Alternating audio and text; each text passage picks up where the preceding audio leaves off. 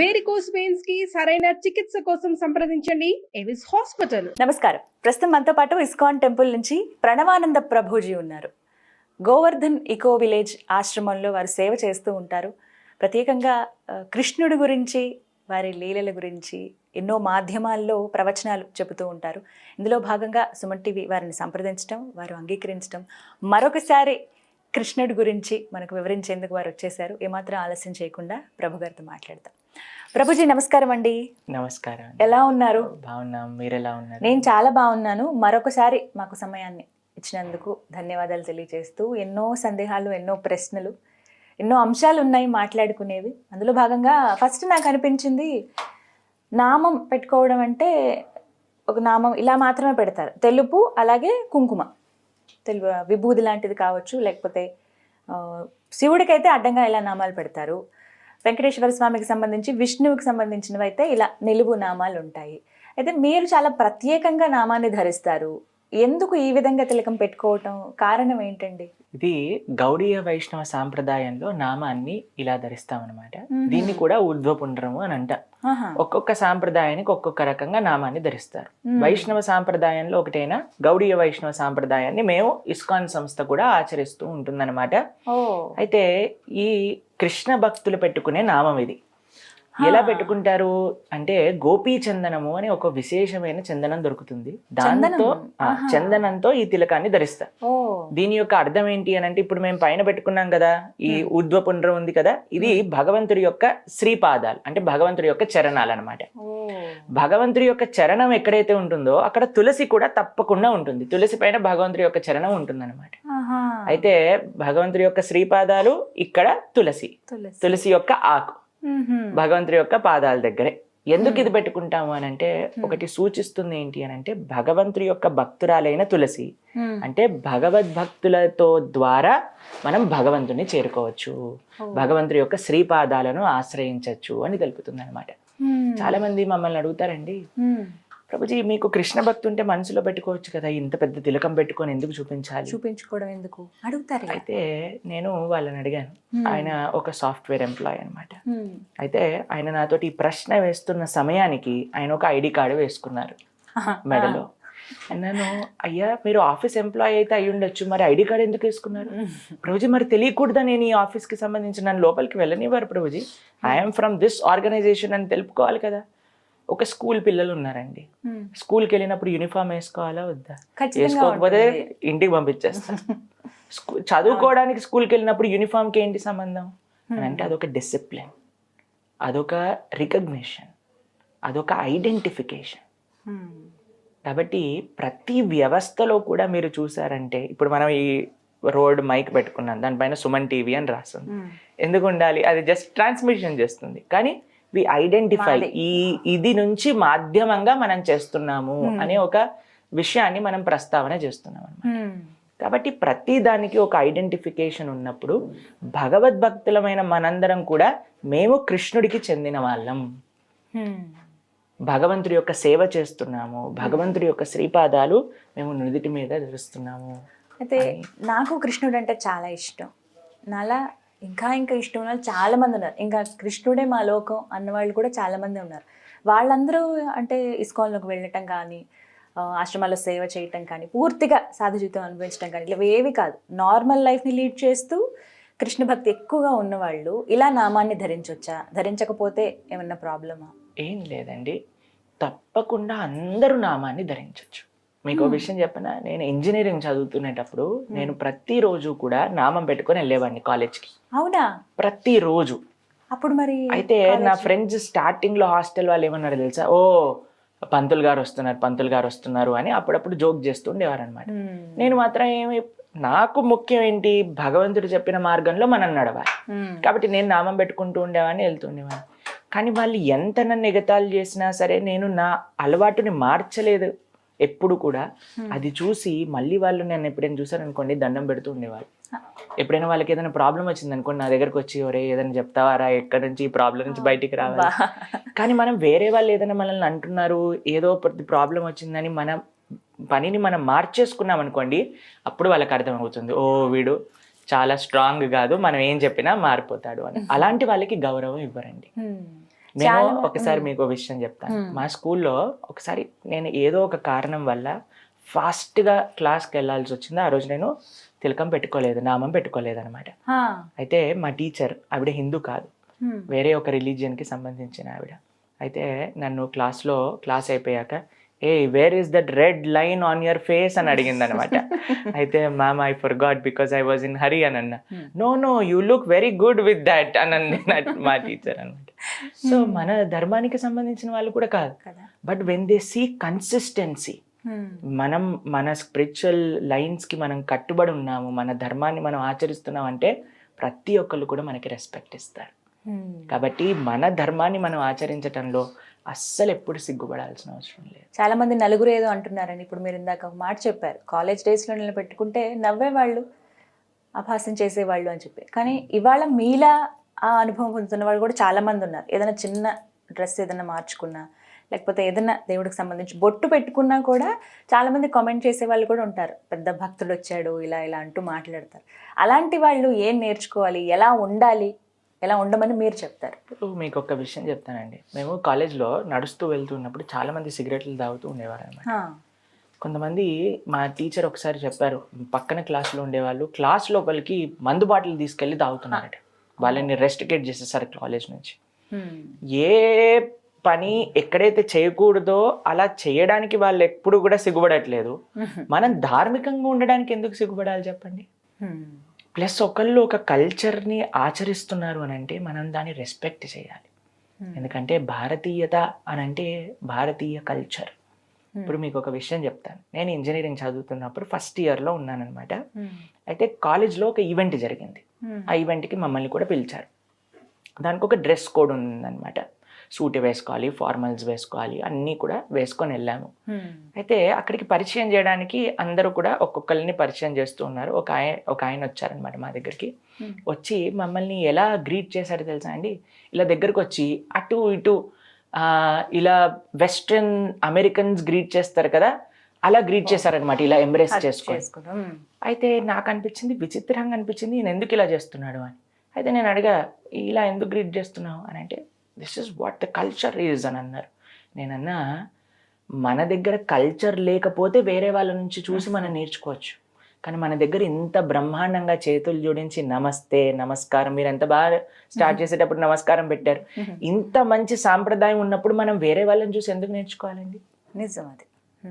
కాబట్టి మనకి కట్టు, బొట్టు, మాట అన్నీ మన భారతీయతలో ఉన్నాయి. దాన్ని మర్చిపోయి మనం ఎవరో వెనకాల వెళ్తూ మనం అడ్వాన్స్ అయిపోయాం, మనం ముందుకెళ్తున్నాం అని అంటే ఎలా చెప్పండి? కాబట్టి భారతీయ సంస్కృతికి ఎంత గొప్ప చరిత్ర ఉంది. ముఖ్యంగా ప్రపంచం మొత్తం కూడా భారతీయత వైపు నడుస్తుంది, భారతీయులేమో ఇంకెక్కడికో వెళ్తున్నారు. ఎంత ముచ్చటగా ఉంటుంది. ఇస్కాన్లో చాలా మంది వేరే దేశానికి సంబంధించిన వాళ్ళు వచ్చి అక్కడ వెళ్తూ ఉంటే ఇలా మీలా నామాలు పెట్టుకునేది చిన్న చిన్న పిల్లల దగ్గర నుంచి అండి, వాళ్ళే ముచ్చటేస్తుంది. మీరు బృందావనానికి రండి, మాయాపూర్కి రండి, అక్కడ వందలాది వేలాది మంది రష్యన్స్, అమెరికన్స్, యూరోపియన్స్, ఆఫ్రికన్స్ అందరూ కూడా తిలకం పెట్టుకొని కంటిమాల ధరించి బీడ్ బ్యాగ్ తో తిరుగుతూ సేవ చేస్తూ, భారతీయత, భారతదేశం వదిలేసి వెళ్ళాలంటే వాళ్ళకి ఇప్పుడు అవ్వదు. వస్త్రాలు కూడా ఖచ్చితంగా తెలుపు రంగువే ధరించాలా అండి? అంటే ఇప్పుడు చూడండి, భారతీయత సంస్కృతి సాంప్రదాయంలో కొన్ని చీర, ధోతి ఇవన్నీ కూడా మన కల్చర్లో ఉన్నాయి. కాబట్టి ఎంత వీలైతే అంత మనము మన సాంస్కృతికంగా ఉండడానికి ప్రయత్నం చేయాలి. అంటే కృష్ణ భక్తిలో ఉన్నవాళ్ళు ప్రత్యేకంగా ఇలా మీలా మేము కృష్ణుడికే అంకితం అయిపోయాం మా జీవితం. ఇప్పుడు మేము ఆశ్రమంలో ఉంటాం కాబట్టి మాకు తప్పకుండా ఈ నియమాన్ని అనేది పాటించాలి. మీరు ఎప్పుడు ఇలా తెల్లని దుస్తులు ధరిస్తారా? ఇప్పటివరకు అయితే ఇప్పుడు మేము మీ అందరికీ ఒక విషయం చెప్తాను. మేము ఇప్పుడు ట్రైనింగ్ టైంలో ఉన్నాం అనమాట, మేము ఆశ్రమంలో. అంటే కొన్ని సంవత్సరాలు ఎలా సాధు జీవితం ఎలా ఉంటుంది, మాకు ఆ సాధు జీవితంలో నచ్చుతుందా, మనం ఎలా సేవ చేయగలుగుతున్నా, ఇవన్నీ చూసి ఇస్కాన్లో చాలామంది అనుకుంటారండి, ఇస్కాన్కి వచ్చిన వాళ్ళందరినీ వాళ్ళు సాధువులు చేసేస్తారు అని. కానీ అలా కాదండి. నేను నా విషయం చెప్తాను. నన్ను ఇప్పటి వరకు ఒక్కళ్ళు కూడా మా ఆర్గనైజేషన్కి వచ్చి జాయిన్ అయిపో మా ఆశ్రమంలో అని చెప్పలేదు. మిమ్మల్ని ఎవరు అడగలేదు? నా స్వతహాగా నేను వెళ్ళి అడిగా, అయ్యా నేను జాయిన్ అవ్వాలనుకుంటున్నా, మమ్మల్ని జాయిన్ చేసుకుంటారా అని అంటే చాలా ప్రశ్నలు అడిగి, ఎగ్జామినేషన్స్ పెట్టి, స్క్రూటినీ చేసి దాని తర్వాత సరే నువ్వు రావచ్చు అని చెప్పారనమాట. కాబట్టి ఇస్కాన్లో చాలా పెద్ద అపోహ ఉంటుంది, ఎవరైనా ఇస్కాన్కి వెళ్తే వాళ్ళు సాధువులు అయిపోతారు. కాదండి, అసలు ఎవ్వరు కూడా అలా మాట్లాడారు. మీకు ఇంకో విషయం చెప్పాలా, ఇస్కాన్ ఒక సంస్థగా మనం చూసినప్పుడు అందులో 99% అందరూ కూడా మ్యారీడ్ పీపులే ఉన్నారు. కేవలం 1% కంటే తక్కువ మంది మాత్రమే మాలాంటి సాధువులు ఉన్నారు. కాబట్టి మేము ఆశ్రమంలో ఉన్నాం కాబట్టి కొన్ని రోజులు ఇలా ఉన్నాం. దాని తర్వాత మా గురువు గారి అనుగ్రహం ఉంటే మేము కూడా కాషాయ వస్త్రాలను ధరిస్తాము. మా తల్లిదండ్రుల యొక్క అనుగ్రహం కూడా ఉంది. మా నాన్నగారు అడుగుతున్నారు, ఎందుకు వైట్ కుర్తాలు ఎక్కువ కొనుక్కుంటావు, నువ్వు కాషాయం ఎప్పుడు వేసుకుంటావు అని అడిగారు అనమాట మొన్న. కాబట్టి వాళ్ళ యొక్క పర్మిషన్, మా గురువు గారి అనుగ్రహంతో తొందరలో కాషాయ వస్త్రం కూడా వేసుకునే అవకాశాలు ఉన్నాయి. అలాగే ముడి కంపల్సరీనా అండి? శిఖ, దీన్ని శిఖ అని అంటారు. భారతీయ సంస్కృతిలో మనం చూస్తే ప్రతి ఒక్కళ్ళు కూడా శిఖని ధరించేవారు అనమాట. ఆడవాళ్ళు ఎలా అయితే జడ వేసుకుంటారో మగవాళ్ళందరికీ కూడా శిఖ ఉండేది.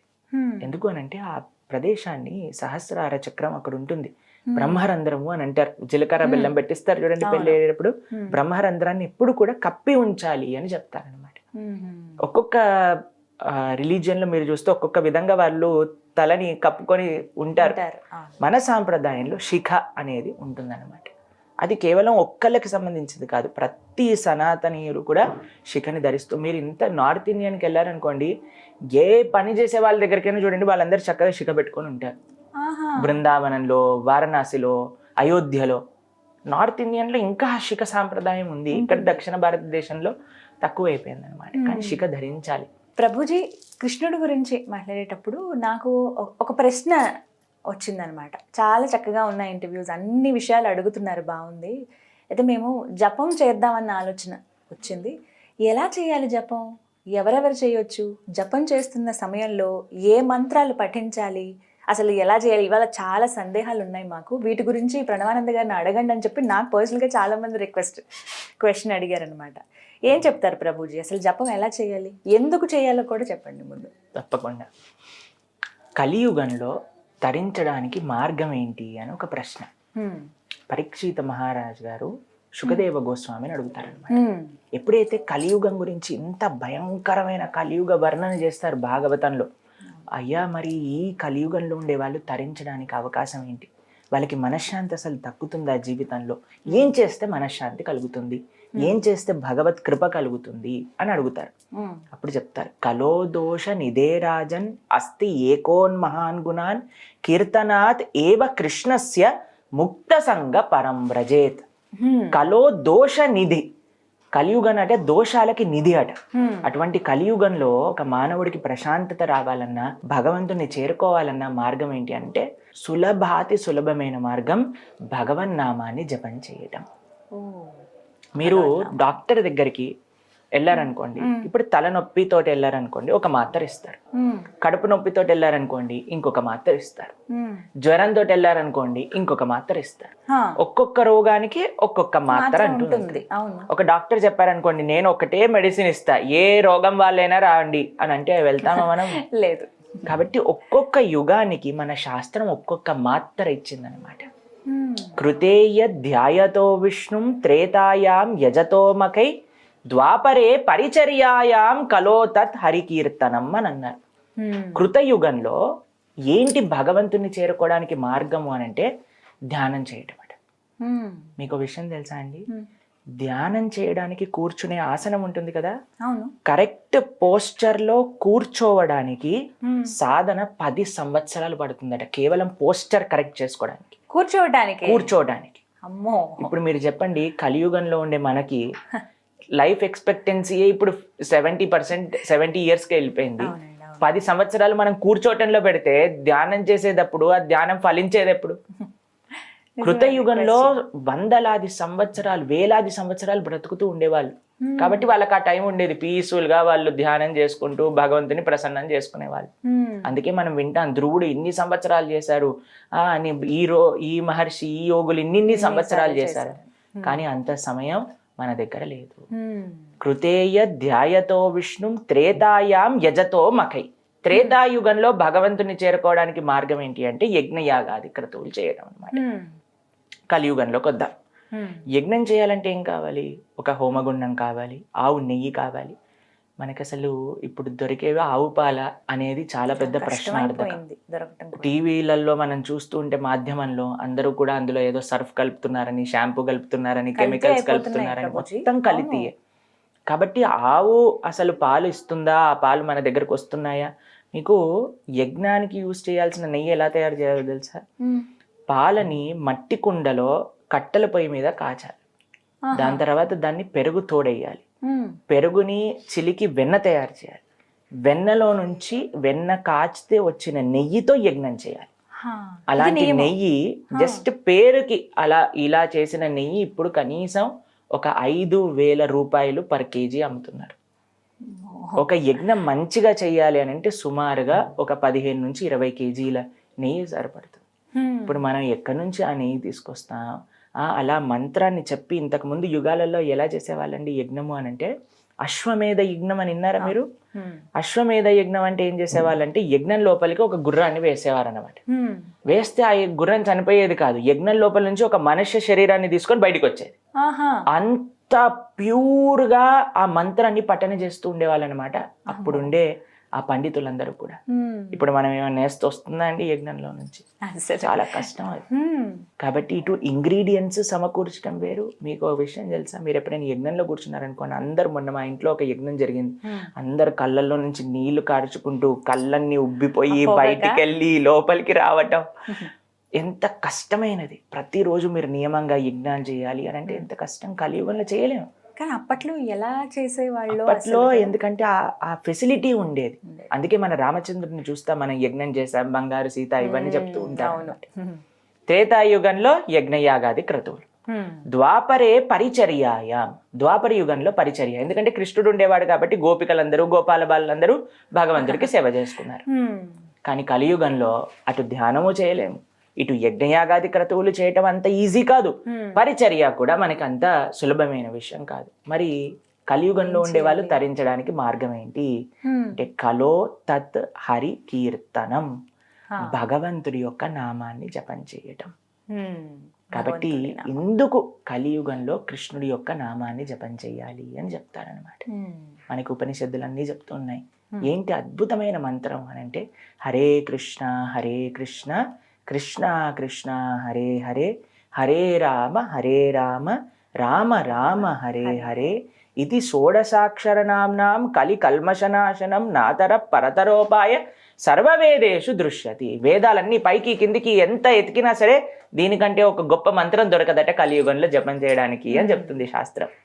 కాబట్టి చాలా మంది అడిగే ప్రశ్న ఏంటి తెలుసా అంటే, నెక్స్ట్ ఎవరెవరు చెప్పాలి, ఏంటి నియమాలు, ఎలా చేయాలి? ఇది చాలా మందికి ఉన్న సందేహాలండి. అయితే మీకు చెప్తాను. ఈ హరినామం చేయడానికి ఎటువంటి నియమాలు లేవు. ఎవరైనా చెప్పచ్చు, ఎటువంటి పరిస్థితుల్లోనైనా చెప్పచ్చు. మనకి కొన్ని అశౌచములు వస్తాయి కదా, ఆ పరిస్థితులలో కూడా ఈ హరే కృష్ణ మహామంత్రాన్ని చెప్పచ్చు. ఈ యొక్క మంత్రానికి ఆ యొక్క స్పెషల్ ఫెసిలిటీ అనేది ఉందన్నమాట. కాబట్టి ఈ మంత్రం ఎలా జపం చేయాలో చెప్పిస్తాను చూడండి. దీన్ని జపమాల అని అంటారు. మీ అందరికీ తెలుసు, మీ అందరి దగ్గర ఉంటుంది ఇంట్లో. అయితే ఈ మాలలో 108 మనులు ఉంటాయి. బీడ్స్ అని అంటారు, జపా బీడ్స్ అని అంటారు అనమాట. అయితే ఈ పైన దానిపైన, అన్నిటికంటే పెద్ద దానిపైన జపం చేయకూడదు. దాని తర్వాత నుంచి మనం స్టార్ట్ చేయాలి జపం చేయటం. ఈ వేలు ఎప్పుడు కూడా మనం జపంలో వాడం, ఎందుకంటే దీన్ని చూపుడు వేలు అని అంటారు. నువ్వు ఇలా తప్పు చేసావు, నువ్వు ఇలా తప్పు చేసావు. భగవంతుడికండి ఒక విషయం నచ్చదు, ఏంటో తెలుసా? వేరే వాళ్ళల్లో తప్పులు ఎతకటం. మనం ఎప్పుడైనా నువ్వు ఇలా చేసావు, నువ్వు అలా చేసావు, నువ్వు ఇలా చేసావు అని జీవితం అంతా వేరే వాళ్ళని దూషిస్తున్నావు అనుకోండి, భగవంతుడు అటువంటి వాళ్ళ సేవను ఎప్పుడు కూడా యాక్సెప్ట్ చేయరు.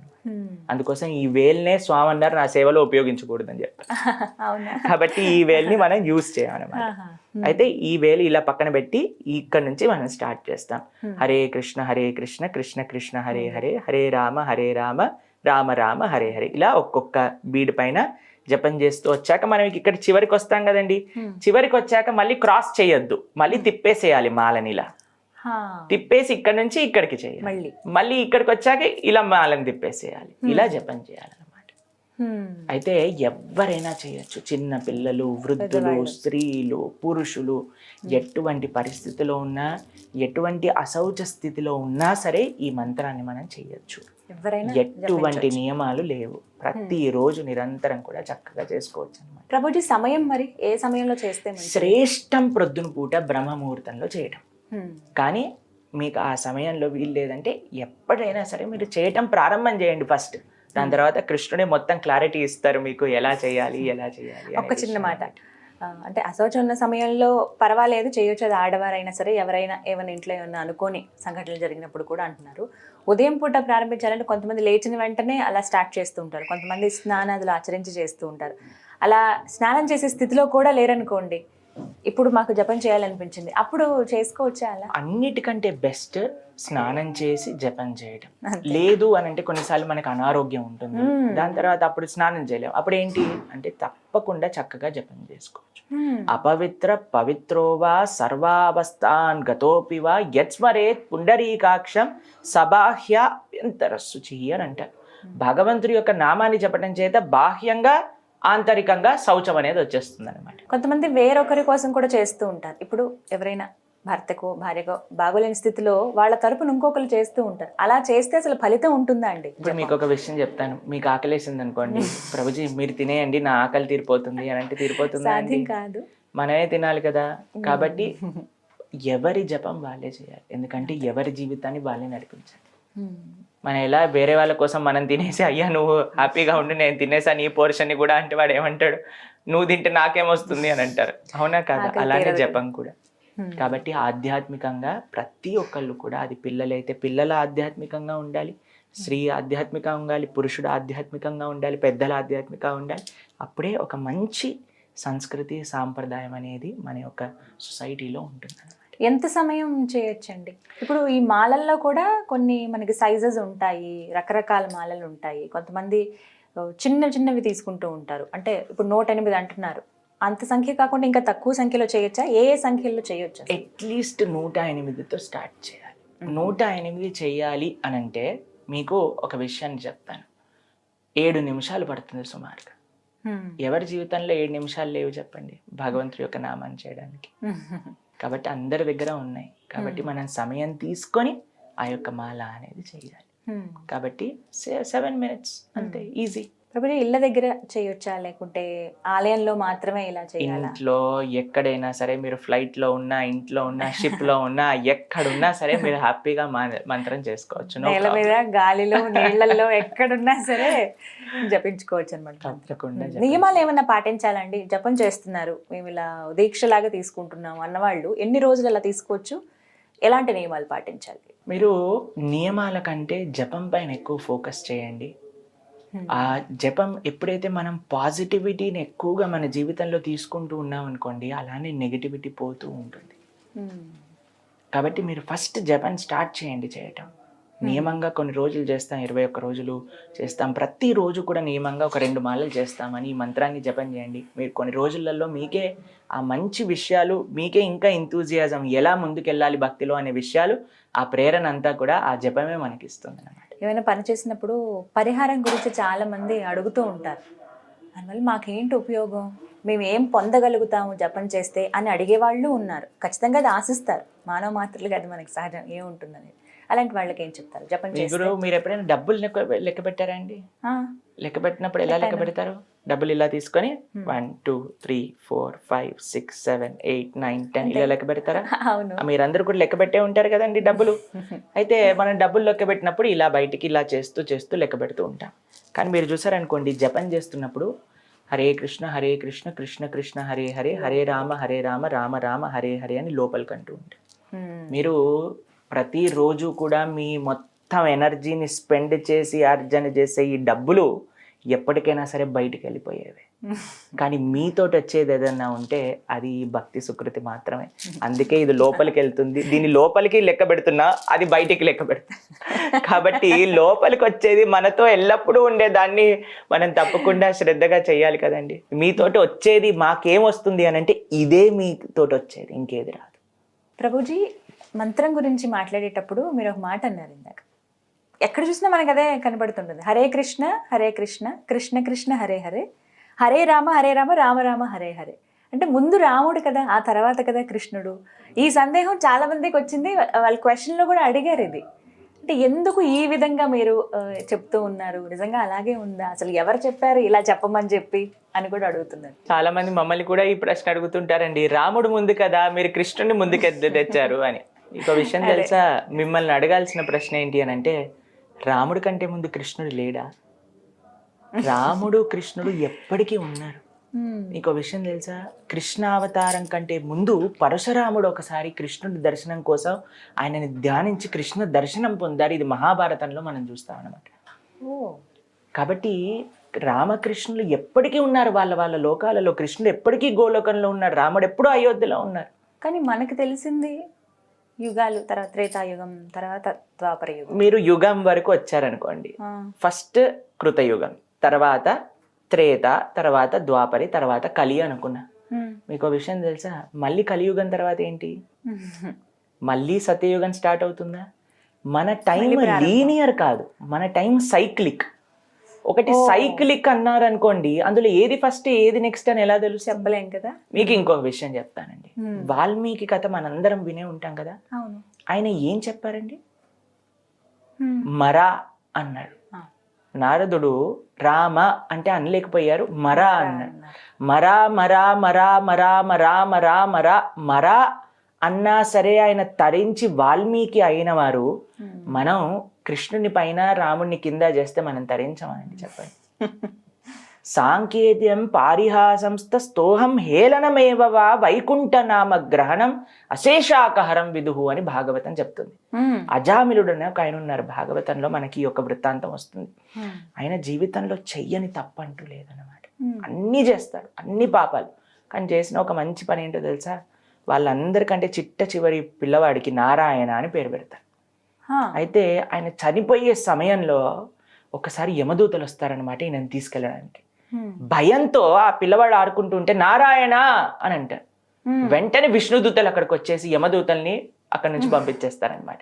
అయితే వీళ్ళు అడుగుతారు, ఎందుకు, ఏం చేశారు వీడు అని అంటే, భగవంతుని నామాన్ని పలికాడు అంటే. ఆయన భగవంతుని నామాన్ని పలకలేదు, వాళ్ళ పిల్లవాడిని పిలిచాడు. నారాయణుని పిలవలేదు, వాళ్ళ పిల్లవాడిని అన్నారు అని అంటే, ఎలా పిలిచినా సరే భగవన్ నామం ఫలిస్తుంది. ఇప్పుడు ఒక దగ్గర మంట వెలుగుతుందండి, ఒకళ్ళు వెళ్ళి ముట్టుకున్నారు, సర్రని కాలింది. అయ్యో నాకు తెలియను ముట్టుకున్నానండి, కాలకూడదు అని ఉంటుందా అండి? తెలిసినా తెలియకపోయినా భగవన్ నామాన్ని జపం చేస్తే దాని యొక్క ఫలితం వస్తుంది. అంతే. చాలా మందికి ఇంకో ప్రశ్న ఉంటుంది, శాస్త్రంలో హరే రామ మంత్రం ఉంది, కానీ కృష్ణ భక్తులు కృష్ణుడిని ముందుకు తీసుకొచ్చారు అని అంటారు. శాస్త్రంలో 2 మంత్రాలు కూడా ఉన్నాయి. హరే రామ మంత్రం కూడా ఉంది, హరే కృష్ణ మంత్రం కూడా ఉంది. కాబట్టి ఎన్నో మీరు రీసెర్చ్ చేయండి ఇంటర్నెట్లో. మీ అందరికీ ఫోన్ ఉంది, మీ అందరికీ ఇంటర్నెట్ ఉంది కదా. కాబట్టి 2 వర్జన్స్ కూడా మన శాస్త్రాలలో ఉన్నాయి. దాన్ని ప్రామాణికంగా మన ఆచార్యులు అందించారు. అన్నిటికంటే ముఖ్యం ఏంటో తెలుసా అండి, ఆచార్యులని అనుగమించటం, వాళ్ళు చెప్పిన విధంగా ఉండటం అన్నమాట. కాబట్టి శ్రీ చైతన్య మహాప్రభు హరే కృష్ణ మహామంత్ర చెయ్యండి అని గౌడీయ వైష్ణవ సాంప్రదాయంలో అందరికీ కూడా అందించారు. అదే విధంగా మనందరం కూడా జపం చేస్తున్నా. మన భారతదేశంలో కాదు, ప్రపంచంలో ఉండే దేశ విదేశాల్లో అందరూ కూడా ఆ హరే కృష్ణ మహామంత్ర జపం చేస్తూ తరిస్తున్నారనమాట. కాబట్టి హరే రామ మహామంత్ర కూడా శాస్త్రంలో ఉంది, హరే కృష్ణ మహామంత్ర కూడా శాస్త్రంలో ఉంది. ఎలా చెప్పినా సరే భగవంతుడి యొక్క నామం ఫలిస్తుంది. మీరు హరే కృష్ణ మంత్రం చెప్పటంలో ఎటువంటి సందేహాలు పెట్టుకోవాల్సిన అవసరం లేదంటారు. ప్రభుపాదుల వారి గురించి తెలుసుకోవాలనుకుంటున్నాం. ఇస్కాన్ని స్థాపించి ఇవాళ రోజున ఎంతమందికి శ్రీకృష్ణ భగవాన్ని చేరువ చేశారని చెప్పుకోవాలి. వీళ్ళందరినీ కూడా స్థాపనకు కారణం ఏమిటి, అసలు వారి గురించిన చరిత్ర? ఎందుకంటే ప్రతి టెంపుల్లో కూడా వారి విగ్రహం ఉంటుంది.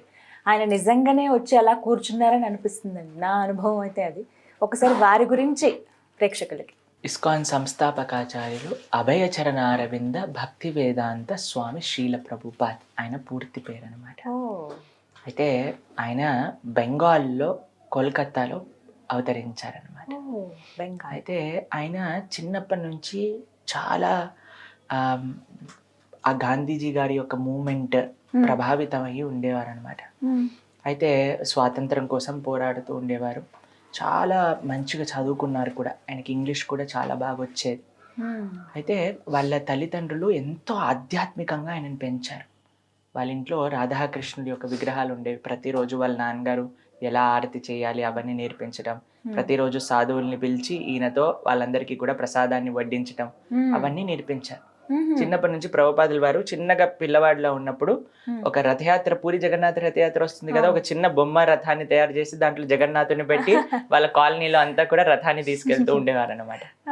ప్రతిరోజు కూడా న్యూస్ పేపర్లో టైమింగ్స్ చూసేవాళ్ళు అనమాట. కోల్కతా నుంచి పూరికి ఏ ట్రైన్ వెళ్తుంది, ఏ టైంకి వెళ్తుంది, మేము కూడా అక్కడికి వెళ్ళాలి అని. చిన్నప్పటి నుంచి కూడా ఎంతో ఆధ్యాత్మిక భావనలతో ఆయన ఉండేవారు.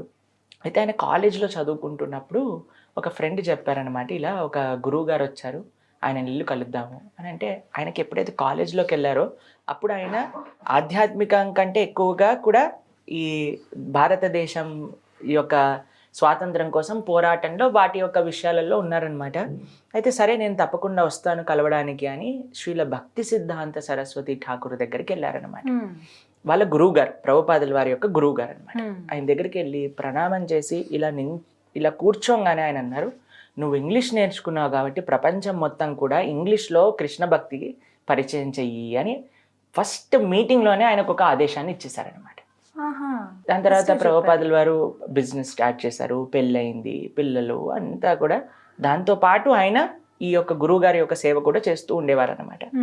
అంతా బాగా జరుగుతుంది. ప్రభుపాదుల వారు ఆల్మోస్ట్ వృద్ధులు అయిపోతూ ఉన్నారన్నమాట. అప్పుడు ఆయన వాళ్ళ యొక్క గృహస్థ ఆశ్రమాన్ని త్యజించి సన్యాసాశ్రమాన్ని స్వీకరించారు.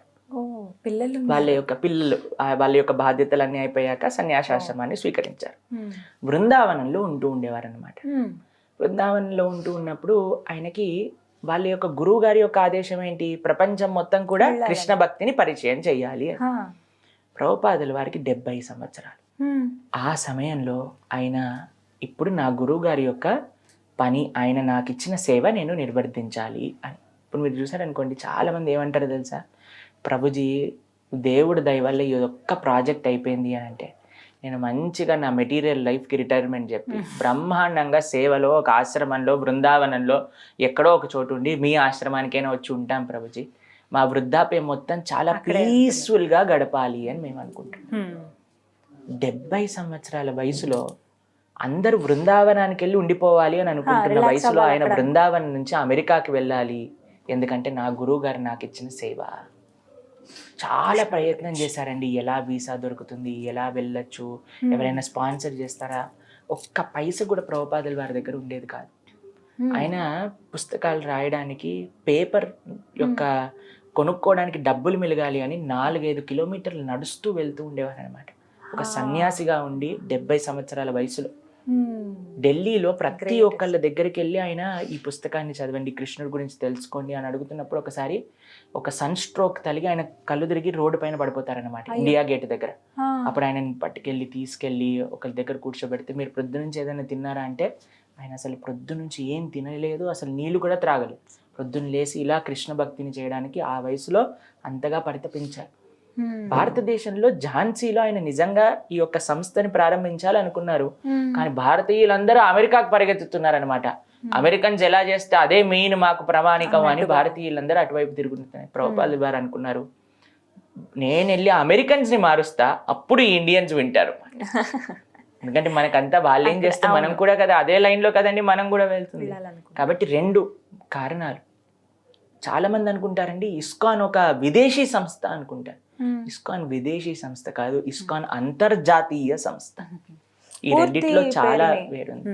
ఇస్కాన్ అని అంటే international society for Krishna consciousness. International society, it is not an American society. చాలా మంది విదేశీ సంస్థ అని అంటున్నారు, వాళ్ళకి నిజంగా తెలియదు ఇస్కాన్ ఆర్గనైజేషన్ గురించి. ఇది ఒక అంతర్జాతీయ సంస్థ. ఎందుకంటే కృష్ణుడు కేవలం భారతీయుల వాడు కాదండి. అహం బీజ ప్రదాపిత సుహృదం సర్వదేహినం అన్నారు, కానీ సుహృదం భారతీయానం అనలేదు. కాబట్టి అందరూ కూడా కృష్ణుడి యొక్క భక్తి, కృష్ణుడి యొక్క కృపా పాత్రలు అవ్వాలి కదా.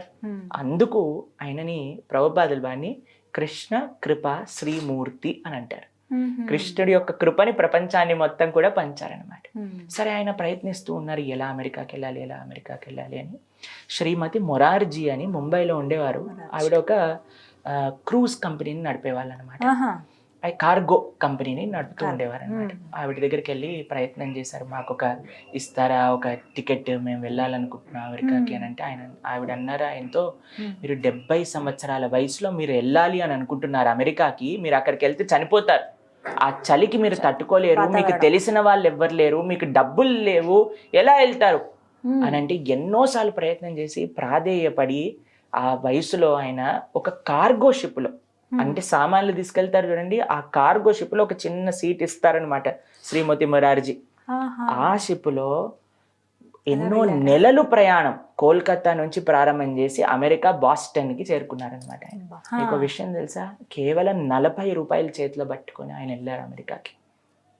కానీ ఆయన తీసుకెళ్ళింది ఏంటి, ఒక ట్రంక్ పెట్టెలో భాగవతం ఇదే పట్టుకొని. ప్రభుపాదుల వారు ఏమంటారో తెలుసా, నేను భాగవతాన్ని తీసుకెళ్ళలేదు అమెరికాకి, భాగవతం మమ్మల్ని తీసుకెళ్ళింది తన యొక్క సేవకురు. దేవుడు అలా వాడుకుంటారు. ప్రభుపాదుల వారు అమెరికాకి వెళ్ళేటప్పుడు వాళ్ళ అబ్బాయి వస్తారనమాట ఆ కార్గో పోర్ట్కి వచ్చి, అయ్యా మీరు వెళ్ళకండి, మీరు ఇక్కడ ఉండండి, మీ వయసు బృందావన్ చంద్ర ఆయన పేరు. ఆయన వచ్చి చెప్తారు, మీ దగ్గర డబ్బులు లేవు, మిమ్మల్ని మేము బాగా చూసుకుంటాం, ఇక్కడ ఉండండి అని అంటే, నాకు నా గురువు గారి యొక్క సేవ, ఈ భారతీయత సనాతన ధర్మం, ఈ భారతీయత సంస్కృతిని ప్రపంచ నలుమూలలా చేయటమే నా యొక్క జీవిత లక్ష్యము అని ఆయన బయలుదేరారు. ఆయన కార్గోలో వెళ్తున్నప్పుడు ఆయనకి 2 హార్ట్ అటాక్స్ వస్తాయండి. అమ్మో, 2 హార్ట్ అటాక్స్ ఆ షిప్ లో ఉన్నప్పుడే.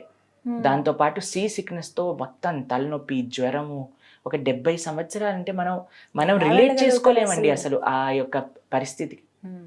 కానీ ఆయన అలానే ఏమంటారో తెలుసా, కృష్ణుడికి ప్రార్థన చేస్తారు, నేను నీ చేతుల్లో ఒక తోలు బొమ్మ లాంటి వాడిని, నువ్వు ఎలా నన్ను డాన్స్ చేస్తానంటే చెయ్యి, నచావ్ ప్రభు నచావ్ అని అంటారు అన్నమాట.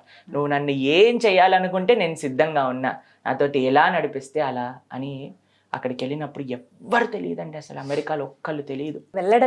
వెళ్ళటమే ఒక సాహసం. అంటే అక్కడికి వెళ్ళి అక్కడ ఉండే వాళ్ళకి అసలు వాళ్ళ కృష్ణ తెలుసా, రామ తెలుసా, భక్తి తెలుసా, అసలు ఏం తెలియదు. అటువంటి వాళ్ళకి ప్రతిరోజు కూడా ఎంతో శ్రమించి ఆయనే అన్ని వస్తువులను తీసుకొచ్చి వండి క్లాస్ ఇచ్చి అందరికీ కూడా ఆయన సొంతంగా వడ్డన చేసేవాళ్ళు. వాళ్ళందరూ తిని, వాళ్ళకి కల్చర్ తెలియదు కదండి, వాళ్ళందరూ ఎంగిల్ ప్లేట్లు అలా వదిలేసి వెళ్ళిపోతే ప్రభుపాదుల వారు అన్ని ఎంగిల్ ప్లేట్లు కూడా తీసేవాళ్ళు అనమాట. తర్వాత కడిగేవాళ్ళు. ఒక సన్యాసి 70 సంవత్సరాల పైబడిన వయసులో మీరు ఆలోచించండి. అలా చేసి జనాలందరినీ కూడా ఒకసారి ఆయన చంపడానికి ప్రయత్నిస్తారు, ఒకసారి ఆయన దగ్గర ఉన్న డబ్బులన్నీ దొంగతనం చేసేస్తారు. ఎంత ప్రయత్నించి, కానీ మీరు ప్రతి ఒక్కరు నేర్చుకోవాల్సింది ఏంటో తెలుసా అండి, ప్రభుపాదుల వారి దగ్గర నుంచి ఒక్కసారి కూడా వెనకడగేయలేదు ఆయన.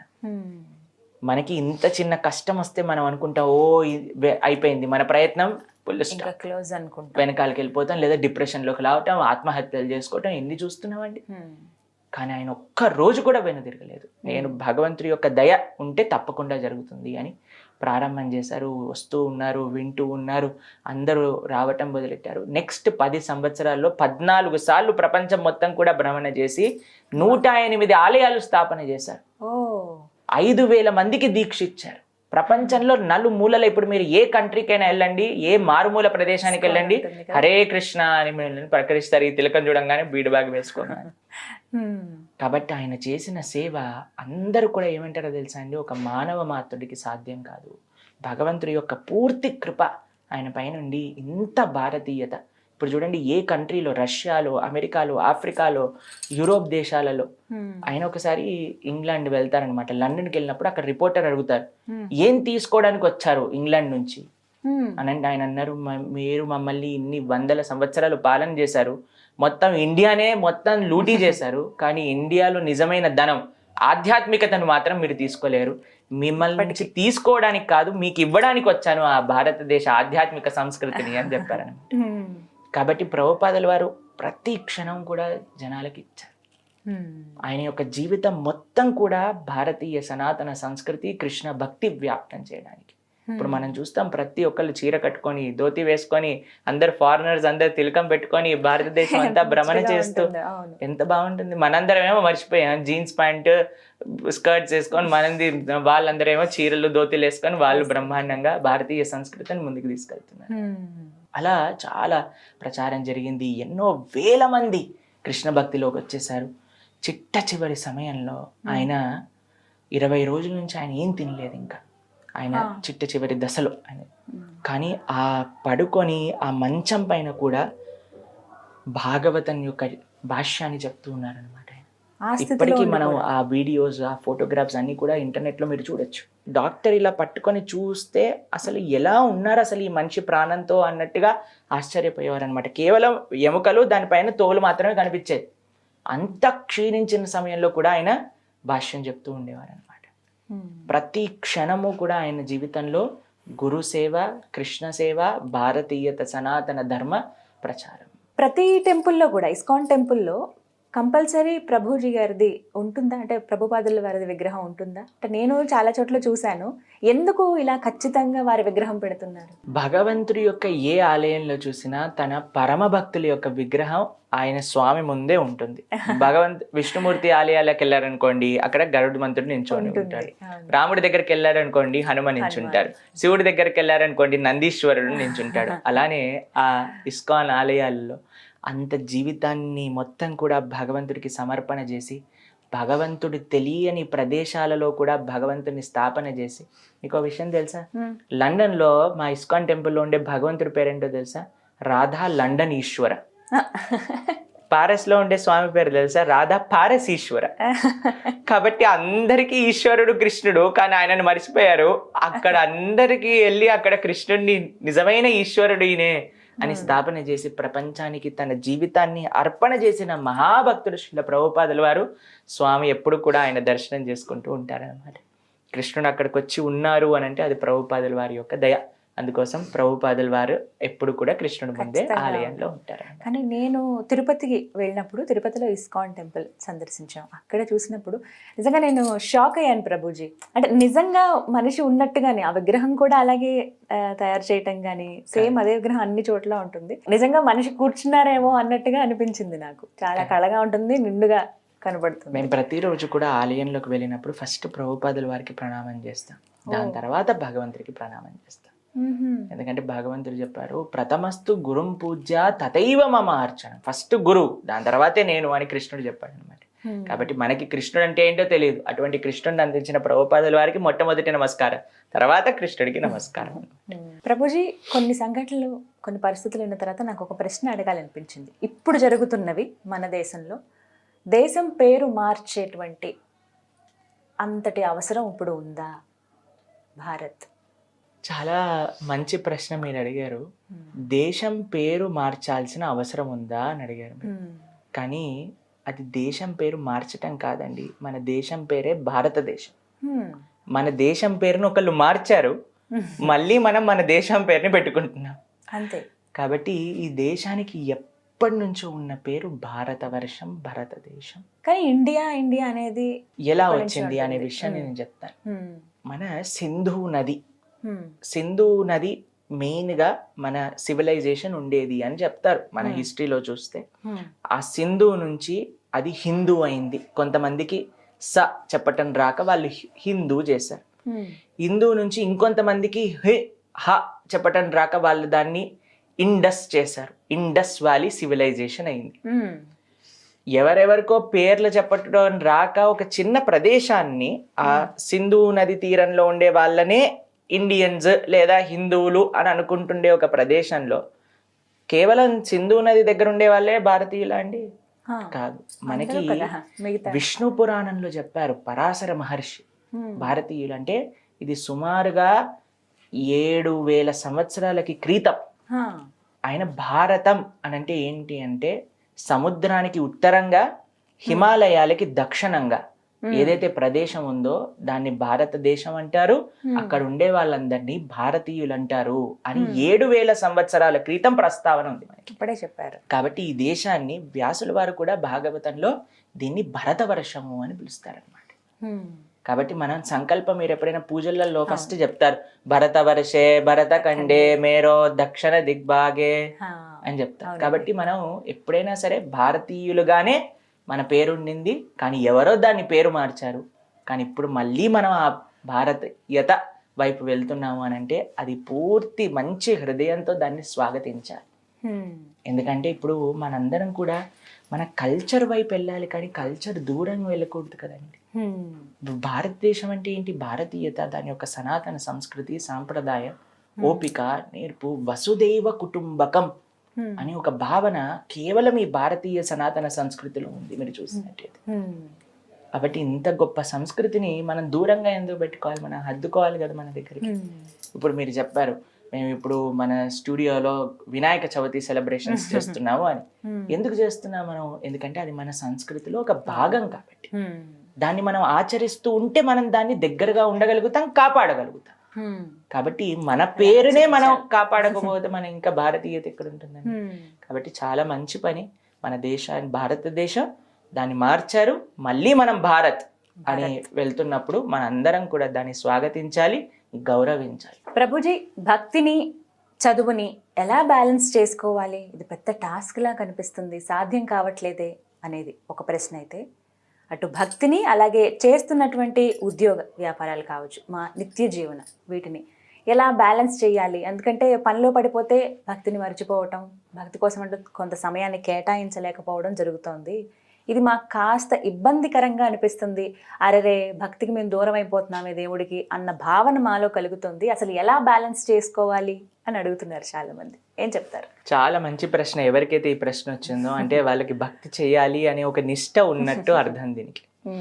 మీకు కొన్ని ప్రాక్టికల్ టిప్స్ చెప్తాను, దాంతోపాటు ఏ భావన ఉండాలి అనే విషయాన్ని కూడా నేను ప్రస్తావన చేస్తాను. సంకల్ప బలం అని అంటారు. మనసు ఉంటే మార్గం ఉంటుంది అని మనం వింటూ ఉంటాం కదండి. కాబట్టి ఫస్ట్ నాకు చెయ్యాలి అని మనకు అనిపించాలి, అప్పుడు దానికి అదే సమయం అనేది ఏర్పడుతుంది అన్నమాట. మీకు ఒక చిన్న విషయం చెప్తాను. నేను ఇంజనీరింగ్ చదివేటప్పుడు నేను ఫస్ట్ 2 మాలలతో స్టార్ట్ చేశాను హరే కృష్ణ జపం చేయడం. అయితే నేను 2 మాలలతో స్టార్ట్ చేసినప్పుడు నేను అనుకునేవాడిని మనసులో, 2 మాలలు ఎలా చేస్తాను, ప్రాజెక్ట్స్, చార్ట్స్ చేయాలి, అసైన్మెంట్స్ చేయాలి, ఇవి చేయాలి అని. సరే చేస్తున్న భగవంతుడికి ప్రార్థన చేస్తూ తర్వాత 4 మాలలు చేయటం ప్రారంభం చేశాను. దాని తర్వాత 6, 8, దాని తర్వాత 16 రౌండ్స్ చేస్తాం కూడా నేను ఇంజనీరింగ్ చదివేటప్పుడే చేస్తూ ఉండేవాడిని అనమాట. 16 రౌండ్స్ చేసినప్పుడు కూడా నాకు అనిపించేది, అరే నేను 2 మాలలు చేసేటప్పుడే నాకు అంత కష్టంగా అనిపించింది, కానీ నేను ఇప్పుడు 16 చేస్తున్నా, నాకు సులభంగా ఇంకా చదువుకోగలుగుతున్నా, అన్ని చేయగలుగుతున్నానే. అసలు ఎలా సాధ్యమైంది? దేంటి తెలుసా అండి సాధ్యం? ఎలా అవుతుంది తెలుసా? మన దేన్ని మనం ప్రియారిటీ అని అనుకుంటే దానికి మనం సమయం ఏర్పరచుకుంటాం. మనసులో నాకు ఇది ముఖ్యం అని మనం అనుకుంటే, ఆ దృఢ నిశ్చయం మన దగ్గర ఉందనుకోండి, మనం తప్పకుండా ఆ పని చేసే తీరుతామండి.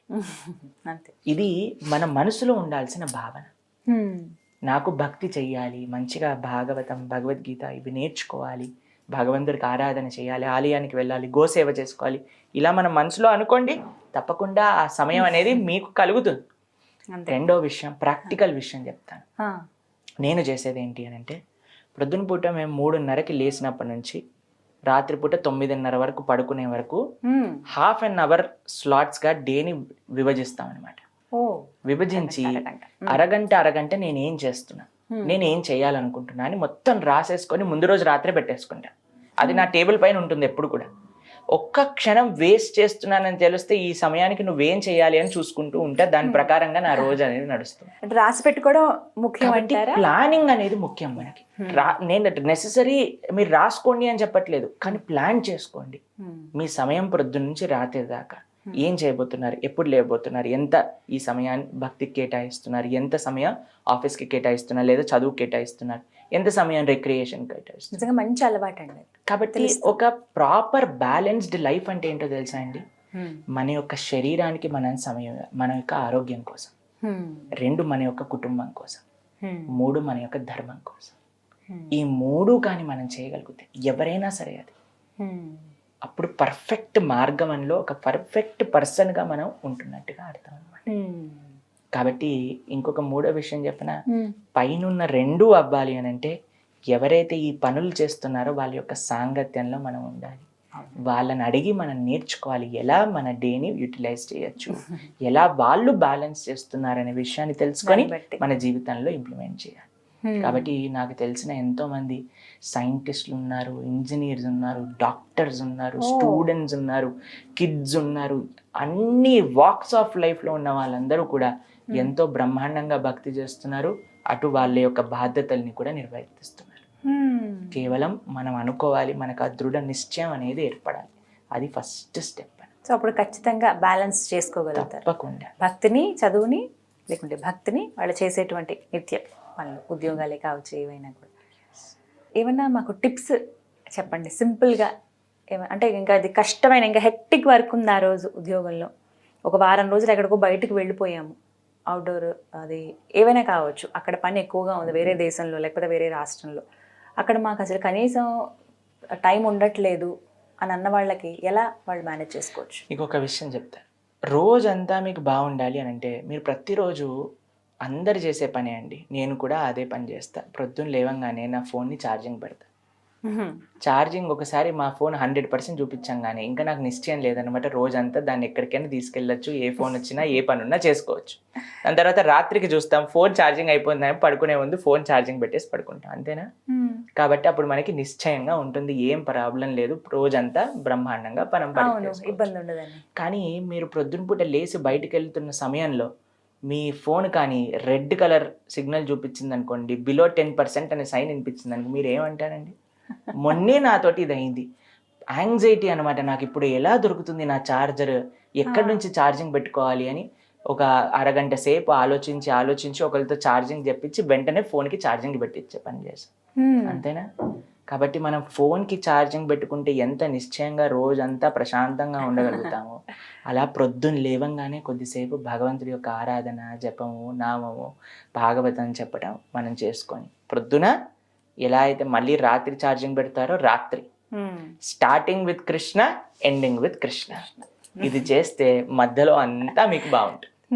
కానీ కొంతమంది రోజంతా కూడా రెస్ట్లెస్గా మనసు బాగాలేనట్టు ఎవరైనా దగ్గరికి వెళ్ళారనుకోండి, రోజు జాగ్రత్తగా వెళ్ళండి ఎందుకంటే ఈరోజు మూడు బాగాలేదు ఆయనకి. ఎందుకు ఇలా వస్తుంది అని అంటే మనం ప్రొద్దున రాత్రి ఛార్జింగ్ పెట్టలేదు, మన స్పిరిచువల్ బ్యాటరీని ఛార్జింగ్ చేయలేదు అనమాట. కాబట్టి మనము స్ట్రాంగ్గా ఉంటే మనం చేసే పని, చాలామంది ఏమనుకుంటారు తెలుసా, నాకు ఇప్పుడు పని ఉంది కాబట్టి నేను ఇది చేయను అని అనుకుంటారు.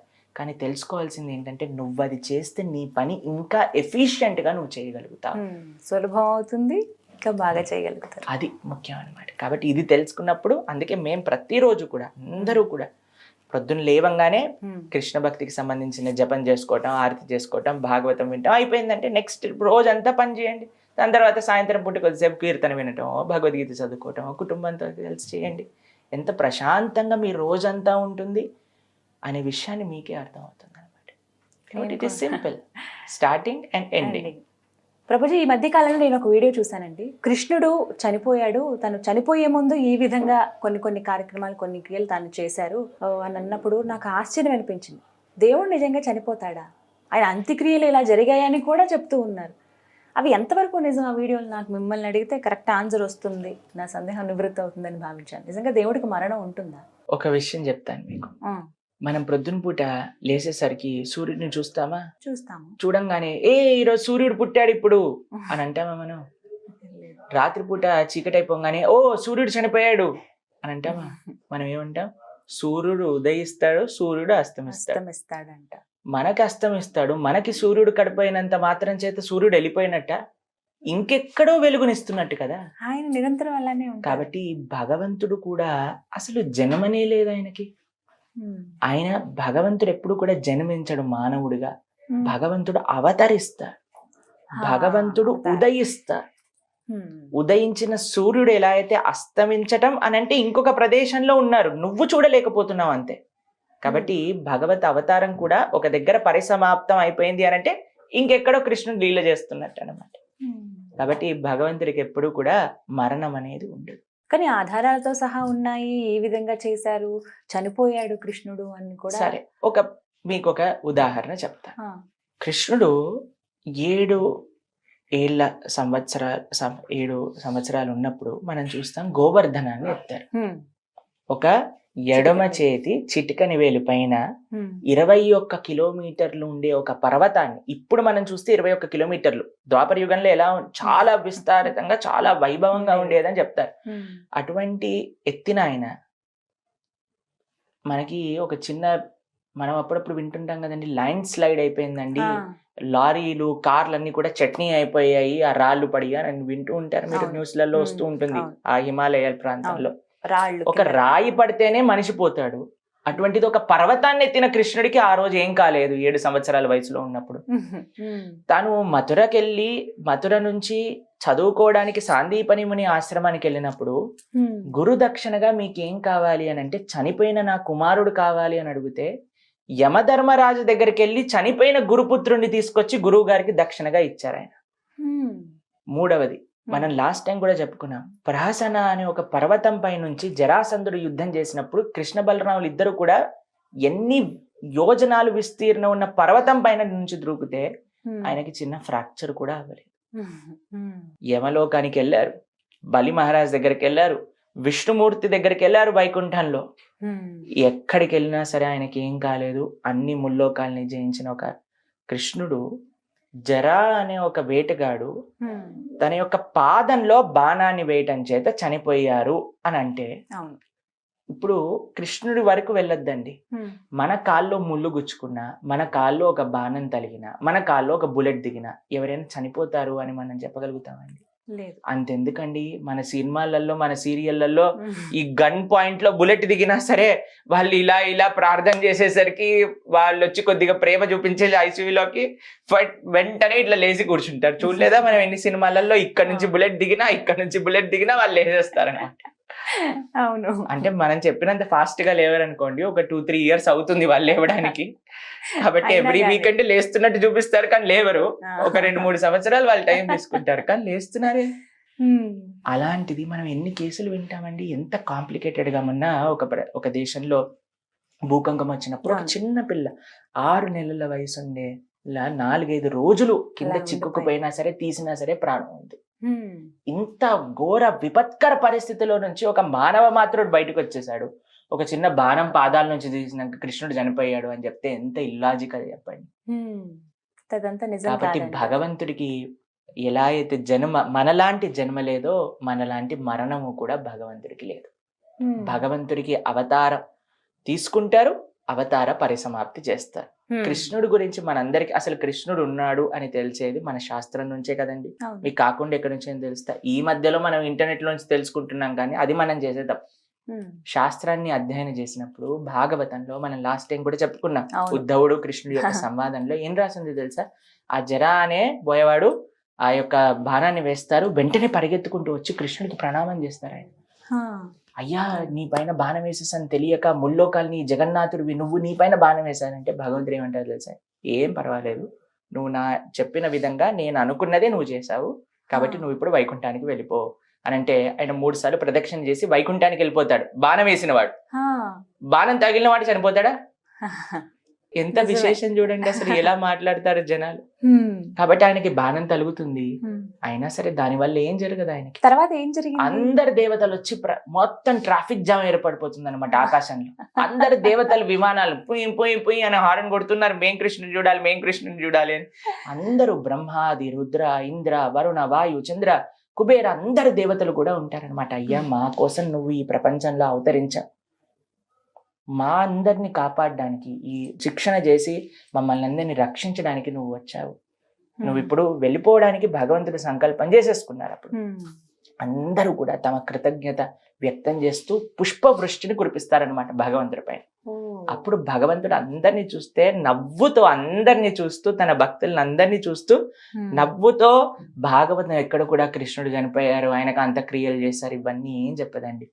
ఆయన శరీరంతో ఆయన కృష్ణ స్వదాగోపకతే, ఆయన యొక్క స్వధామం అంటే గోలోక బృందావనానికి చేరుకున్నారు శరీరంతో సహా. శరీరాన్ని వదిలేసి కాదు, శరీరమే లేనప్పుడు ఇంకా అంతిమ సంస్కారాలు ఎక్కడున్నాయండి? కాబట్టి మనకి వేరు, మనం ఆత్మ దాల్చి శరీరం. వాచాంసి జీర్ణాన్ని యథా విహాయ. ఒక కుర్తా నాది చినిగిపోయింది అనుకోండి, ఈ కుర్తా తీసి కొత్త కుర్తా వేసుకుంటా. అలా ఆత్మకే మరణం లేదు. ఆత్మని సృష్టించిన వాడు చనిపోతాడంటే ఎలా నమ్ముతాను చెప్పండి? మనం శరీరాలను మారుస్తూ ఉన్నాం కానీ ఆత్మ ఎప్పటికీ ఉంటుంది, ఆత్మని చంపలేదు. అటువంటి ఆత్మ ఎవరి దగ్గర నుంచి వచ్చిందో అటువంటి పరమాత్మకి మృత్యు ఉంది అని చెప్తే ఎంత పెద్ద అపరాధం భగవంతుడి పట్ల. కాబట్టి పిచ్చి పిచ్చి ఇంటర్నెట్ వీడియోలు, ఇన్స్టాగ్రామ్ రీల్స్ చూడకండి. మీరందరూ కూడా మంచిగా ఎవరైతే శాస్త్రాన్ని అధ్యయనం చేసిన వాళ్ళు ఉన్నారో, ఒక గురువు ముఖతః ఈ తత్వాన్ని తెలుసుకున్న వాళ్ళు ఉన్నారో వాళ్ళ నుంచి మీరు వింటే నిజమైన ఆధ్యాత్మికత మీరు నేర్చుకోగలుగుతారు. మీకు ఒక విషయం చెప్తానండి, మీ పిల్లల్ని కానీ మీరు స్కూల్లో వెయ్యాలి అని అంటే అది గవర్నమెంట్ దాన్ని ఆథరైజేషన్ ఉందా లేదా అని చూస్తాం. అవును, ఇప్పుడు మనం వింటూ ఉంటాం కొన్ని దగ్గర కొంతమంది పిల్లలు ఫారెన్కి వెళ్ళి కొన్ని ఇన్స్టిట్యూషన్స్ లో జాయిన్ అయ్యి తర్వాత తెలుస్తుంది అసలు దీనికి అస్తిత్వము లేదన్నప్పుడు వాళ్ళ డబ్బులని వేస్ట్ అయిపోయి వాళ్ళందరూ గవర్నమెంట్ కి పిటిషన్ రాస్తూ ఉంటారు. మోసపోతున్న మనం కేసులు వింటాం కదండి. కాబట్టి మనం పిల్లల్ని ఒక చిన్న మెటీరియల్ ఎడ్యుకేషన్ ఇవ్వాలన్నా సరే ఇది గవర్నమెంట్ అక్రెడిషన్ ఉందా, ఈ వీళ్ళందరు టీచర్లు బాగా చదువుకున్న వాళ్ళ, దీని అన్నిటికీ నిజంగా సిబిఎస్ఈ, ఐసిఎస్సి, ఎస్ఎస్సి దేనికి ఉంది అన్ని చూస్తాం కదండి. కానీ ఆధ్యాత్మికత గురించి నేర్చుకోకపోతే ఎవరి పట్ల వాళ్ళు, కొంతమంది చెప్తారండి మేము గూగుల్లో చూసాము ఈ విషయాన్ని, ఇంటర్నెట్ రీల్లో ఇలా విన్నాం. మీరు ఇంత రీసెర్చ్ ఒక మెటీరియల్ ఎడ్యుకేషన్ చేసినప్పుడు మరి ఆధ్యాత్మికంగా నేర్చుకోవడానికి మీరు ఎందుకు రీసెర్చ్ చేయట్లేదు? నేను వింటున్న సోర్స్ ఏంటి, ఆయన చదువుకున్నారా, ఏమైనా చేశారు, ఎంత సాధన చేశారు, ఏ గురువు, ఏ పరంపర అని మనం ఎందుకు ఆలోచించట్లేదండి? కాబట్టి నాకు మీకు చేసే ఒక ప్రార్థన ఏంటి అని అంటే, మీరు భగవంతుడి గురించి ఆధ్యాత్మికమైన విషయాలు విన్నప్పుడు ఒక ప్రామాణికమైన పరంపరలో వస్తున్న వ్యక్తుల నుంచి వినండి. ఎవరైతే సాధన, అధ్యయన, నిష్ఠ, ఆచరణ ఉందో వాళ్ళ దగ్గర నుంచి మీరు భగవంతుడి గురించి విన్నప్పుడు వినయంతో అప్పుడు మాత్రమే మీకు అర్థమవుతుంది. అందుకే కృష్ణుడు భగవద్గీతలో అర్జునుడికి చెప్తారండి, ఎలా నువ్వు భగవంతుడి గురించి తెలుసుకోగలుగుతావు అంటే, తద్విద్ధి ప్రణిపాతేన పరిప్రశ్నేన సేవయ ఉపదేక్షంతి తే జ్ఞానం జ్ఞానినః తత్వదర్శినః. ఎవరికైతే ఆ జ్ఞానం ఉందో ఆయన దగ్గరికి వెళ్ళు, ఆయన సేవ చేసుకో, ఆయన దగ్గర నుంచి కూర్చొని ఆయన చెప్పేది విను, ఆయనని ప్రశ్న అడుగు, అప్పుడు ఇక ఆధ్యాత్మిక జ్ఞానం అందుతుంది అని చెప్పారు. మీరు ఇన్స్టాగ్రామ్ రీల్ కి సేవ చేయగలుగుతారా? మీరు ఇన్స్టాగ్రామ్ రీల్ కి ప్రశ్న అడగగలుగుతారా? కాదండి, చూడటం వరకే. ఎలా చెప్పండి మీరు? కాబట్టి సనాతన ధర్మాన్ని పాడు చేయడానికి ఎన్నో శక్తులు పనిచేస్తున్నాయి. ఎంతో మంది అజ్ఞానంతో చేస్తున్న వాళ్ళు ఉన్నారు.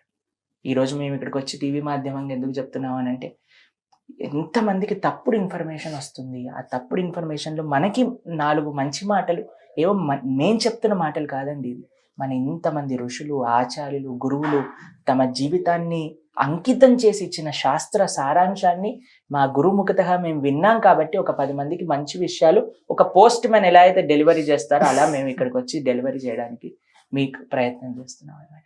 కాబట్టి మాకు ఒకటే ఒక ప్రార్థన, మీ అందరి పట్ల ఆధ్యాత్మిక విషయాలు ప్రామాణికమైన వ్యక్తుల నుంచి మాత్రమే వినండి, అప్పుడే మీరు సరైన మార్గంలో నడుస్తున్నట్టు. ప్రభుజీ, మన సనాతన ధర్మంలో అసలు ఈ క్యాస్ట్ సిస్టమ్ అనేది ఉందా అండి?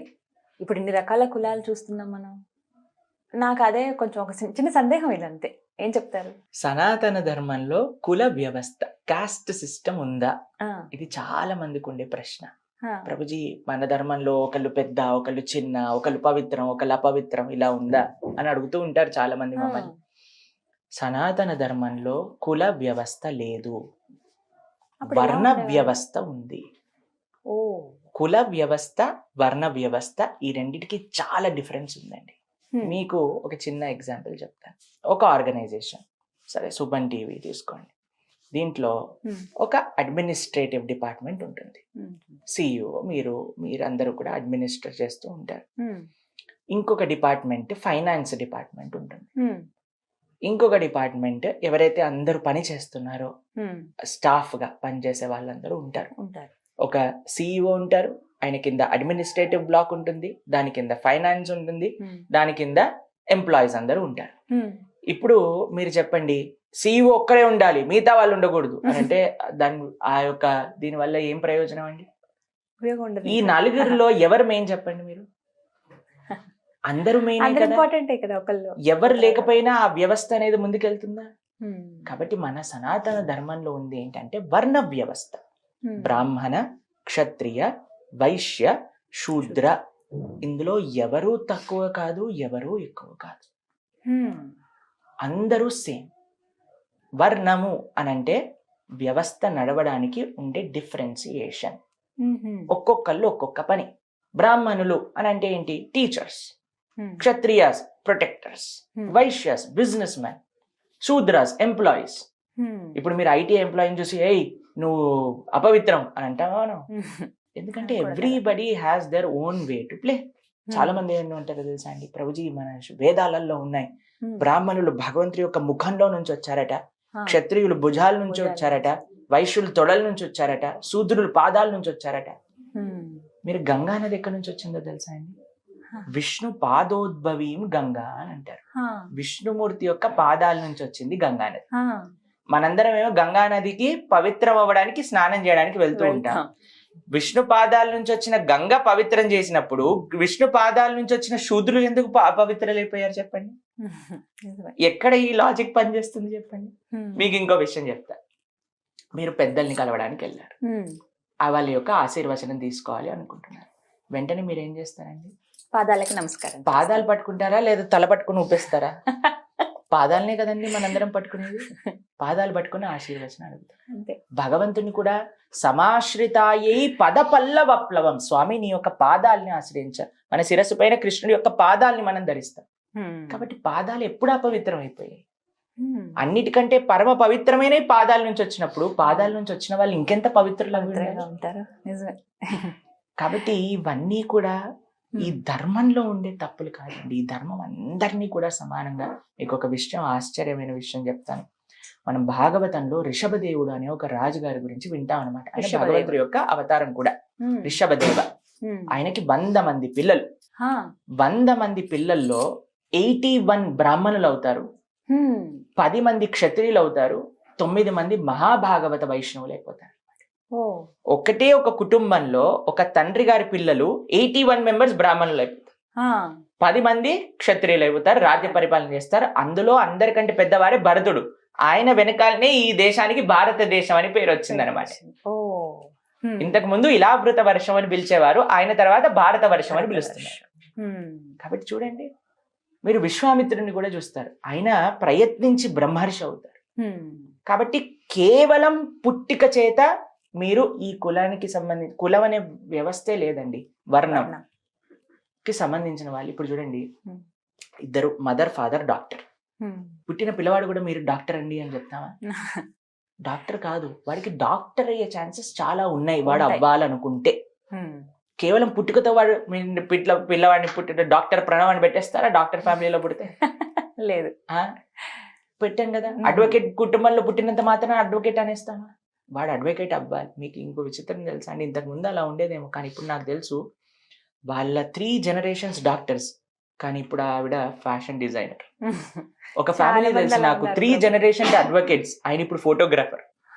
కాబట్టి ఇప్పుడు ఎలా నడుస్తుంది మన యొక్క విచిత్రం చూడండి, ముందుగా ఊహించలేము. కాబట్టి కృష్ణుడే తయారు చేశారు. చాలా మంది అడుగుతారు, కృష్ణుడు చేయలేదేమో, మనుషులు చేశారు. కాదు, చాతుర్వర్ణ్యం మయా సృష్ట్య గుణ కర్మ విభాగశ.